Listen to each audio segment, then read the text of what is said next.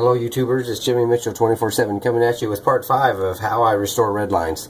We also have a black wall thrown in here because someone asked to see that, and I threw in this Camaro that I had been working on before. First thing that we did after we prepped all these had metal cast ground coat, except the enamel paint that was just sprayed with enamel primer. We'll take a look at it first. It's the Hightail hauler. It's a Redline, and it was spray painted with enamel primer, gray primer, and this Rust-Oleum. What is it called? Real Orange.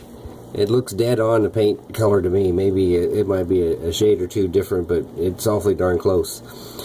Just primered it and painted it, and that's the way she looks. Next, we'll look at this fire truck. This was the one that was so bad that I showed you with all the pitting and toning. This has one coat of ground coat, a light coat or tack coat of red, and then a wet coat. It's just 2 coats over one top of ground coat. I think it looks beautiful. It came out really, really nice.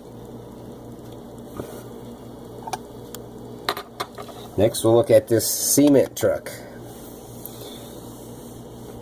It's same way. It was pitted, toned, and the casting was just terrible. One coat of ground coat, duplicolor ground coat, and a tack coat of blue, and then a wet coat of blue. That's all we did to it, and it looks great. Stuff works amazing.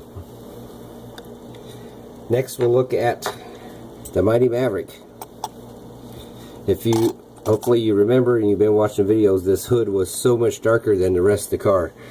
It looks pretty darn even to me now. One coat of ground coat, a tack coat of yellow, and then a wet coat of yellow. Looks beautiful. I really, really like that color. That's the first time I had used the yellow. But it's nice and even, no toning, no pitting.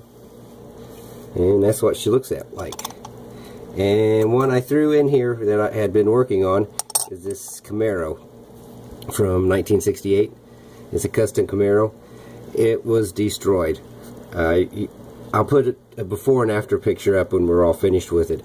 But this has a ton of body work, a ton of polishing. It probably polished for 7 or 8 days. I put 2 coats of ground coat on it to fill in the holes. And then this is the paint that I used on it. Testers. This is a really cool color. Lime Ice. Duplicolor does not make an antifreeze looking color, so I went with Testers, and it works just fine over that. It looks beautiful to me.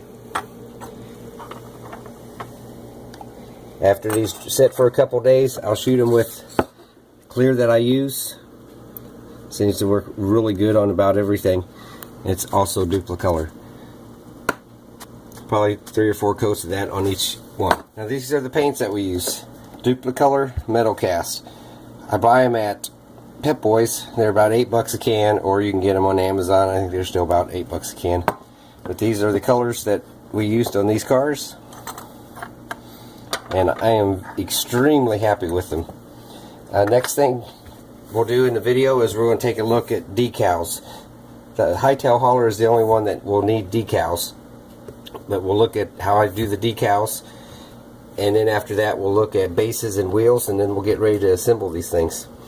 If you have any questions or comments, please leave them below, and thanks a lot for watching.